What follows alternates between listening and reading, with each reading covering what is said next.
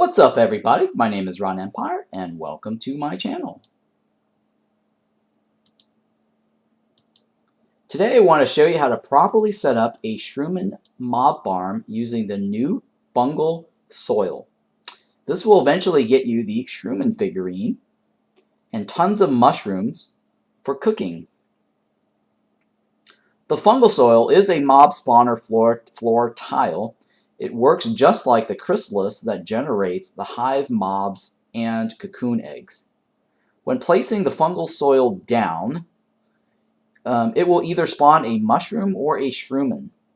The Shrooman is one of the new mob types that recently got added in the Sunken Sea update. They only spawn from these fungal soils. So how do you obtain the fungal soils? Well, the fungal soils can be obtained as a possible drop from the orange slime mobs. For those who have existing worlds before the Sunken Sea update, this is your only way to get the fungal soil without creating a new world.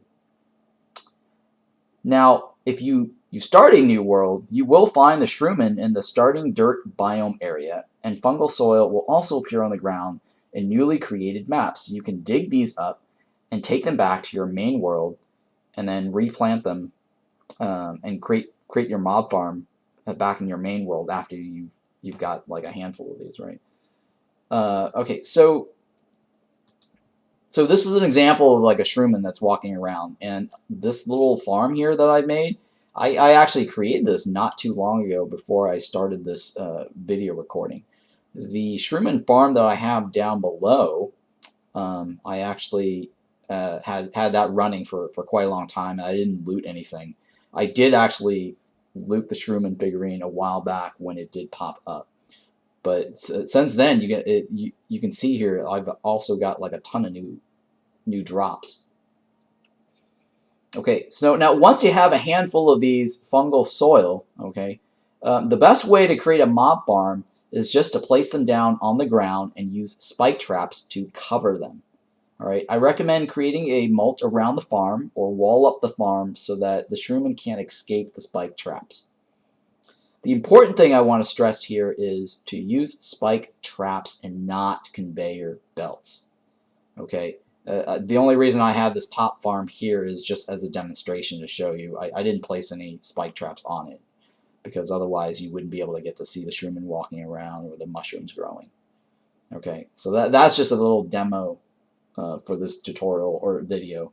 It's not meant to be the final, mushroom farm that I recommend you creating. All right. So why is it important, to have the spike traps and not conveyor belts? Well, okay.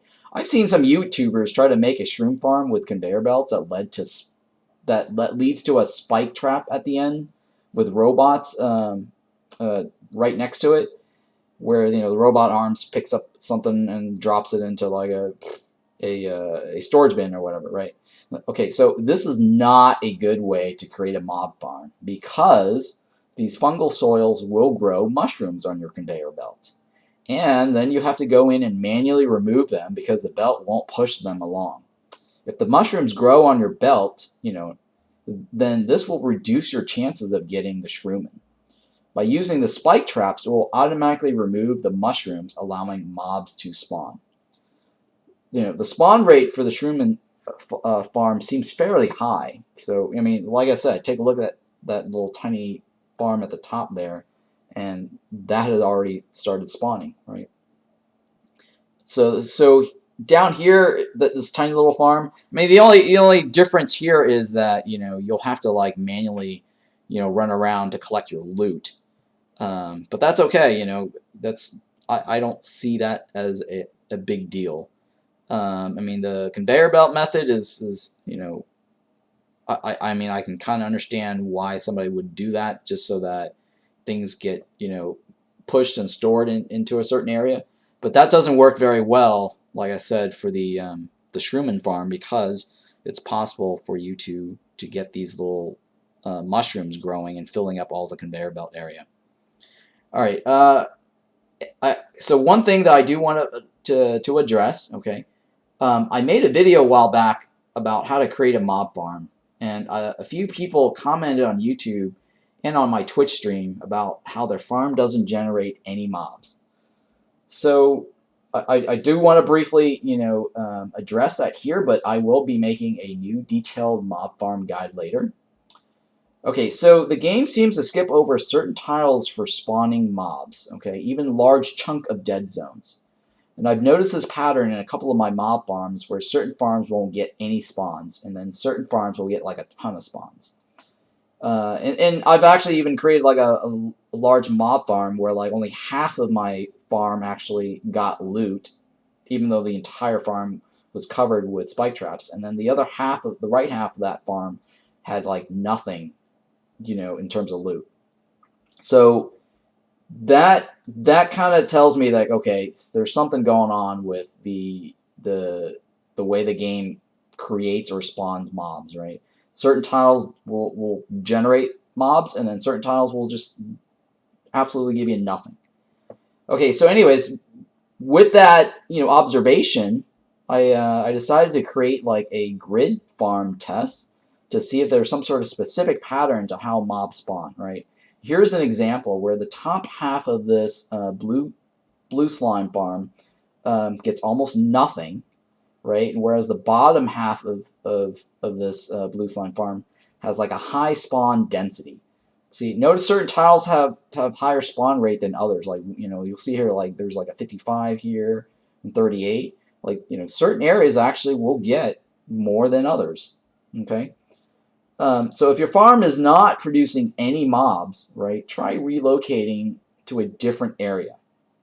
Maybe shift your farm down a couple of rows, or you can create like a grid test like this, and once you figure out like which area is good, you can get rid of the dead area and then use the good area as your permanent farm.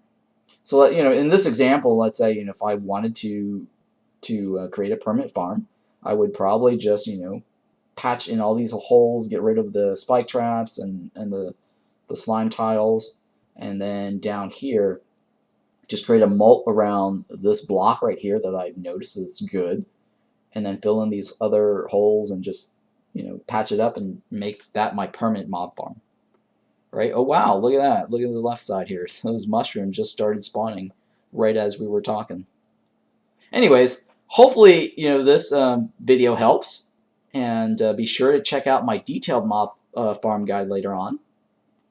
And don't forget to hit the like and subscribe button below, because this will help me out a lot. Right now, I'm trying to get towards 1,000 subscribers, and that's the only way I'm going to be able to monetize for my videos, because currently YouTube is making money off of all my videos, and I'm not getting a single penny from this.